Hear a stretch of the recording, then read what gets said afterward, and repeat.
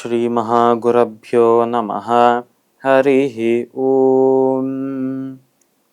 सदाशिवसमारम्भां शङ्कराचार्यमध्यमाम् अस्मदाचार्यपर्यन्तां वन्दे குருபரம்பராம்.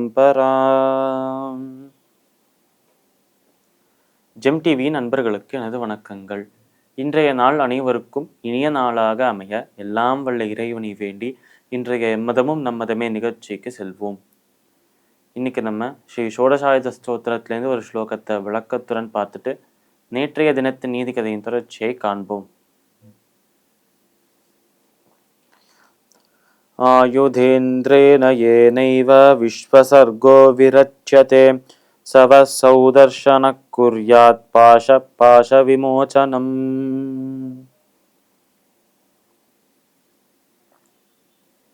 இந்த ஸ்லோகம் ஸ்ரீ ஷோடசாயுத ஸ்தோத்திரத்தின் 12வது ஸ்லோகமாக இருக்கு. இதில் நம்மளோட வேதாந்த தேசிகன் சுதர்ஷனாழ்வாரின், அதாவது சக்கரத்தாழ்வாரின் அடுத்த ஆயுதமாக, அவர் திருக்கரத்தில் இருக்கும் அடுத்த ஆயுதமாக அவர் சொல்வது ஒரு கயிறு. இதற்கு பாசம் என்று சொல்வான். அதனாலதான் இதை பாச கயிறு என்று சொல்வான்.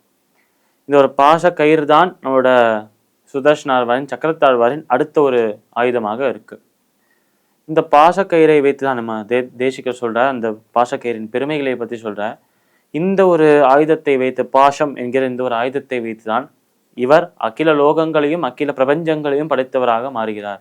இதை வைத்துதான் அனைத்தையுமே படைக்கிறார். படைப்பு என்பது இதை வைத்துதான் அவர் செய்கிறார் என்று சொல்றார் நம்ம தேசிகன்.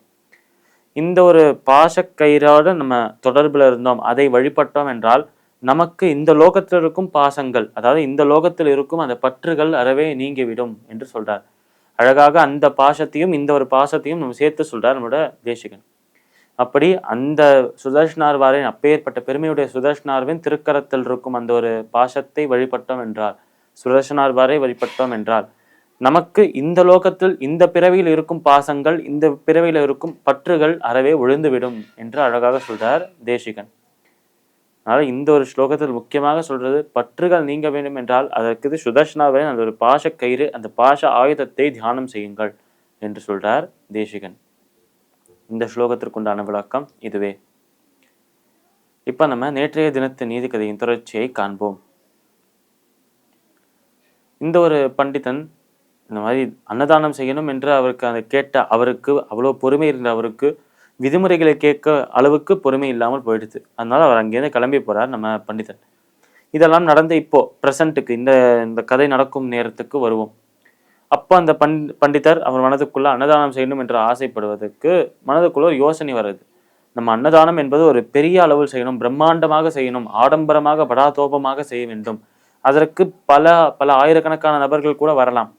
அப்படி பல ஆயிரக்கணக்கான நபர்களுக்கு ஹை குவாலிட்டியில நம்ம உணவளிக்கணும் என்றால், அதாவது சரியான தரத்தில் நம்ம அரிசி, அந்த பருப்பு, அந்த விஷயங்கள்லாம் எடுக்கணும் என்றால் அதற்கு செலவு ரொம்ப அதிகமாக ஆகும். அன்னதானம் செய்யணும் என்று தானே அவர் சொன்னார். அதை எந்த வஸ்துவை வைத்து செய்யணும் சொல்லலையே. அரிசி எடுத்து அன்னதானமாக செய்யணும், சாதமாக போடணும் என்று சொன்னார். அப்படி அளிக்கப்படும் உணவு, அந்த சாப்பாடின் தரத்தை பற்றி அவர் எதுவுமே சொல்லலையே என்று சொல்லிக்கொண்டே அவர் அந்த ஒரு பண்டிதன் அவரோட வீட்டுக்கு பக்கத்துல ஒரு குடோன் வச்சிருக்கார். அதில் கெட்டு போய் மக்கி போய் புழுவெல்லாம் வச்சுட்டு இருக்கிற மாதிரி அரிசி இருக்கா, மூட்டை மூட்டையாக. இப்படி புழுவாலையும் அந்த கெட்டு போன மாதிரி இருக்கும் அந்த நிலையில, ரொம்ப ஒரு ஹைஜீனிக்கா இல்லாத ஒரு நிலையில இருக்கும் அந்த ஒரு அரிசி. அதை எடுத்து சமைக்க ஆரம்பிக்கிறார் இவர் அன்னதானத்துக்காக. இந்த நபர் செய்தது சரியா தவறா? அடுத்து இந்த கதையில என்ன நடக்கிறது? இதனால வந்த விளைவுகள் என்னென்ன நாளை தினம் பார்க்கலாம். மீண்டும் நாளை சந்திப்போம். நன்றி, வணக்கம்.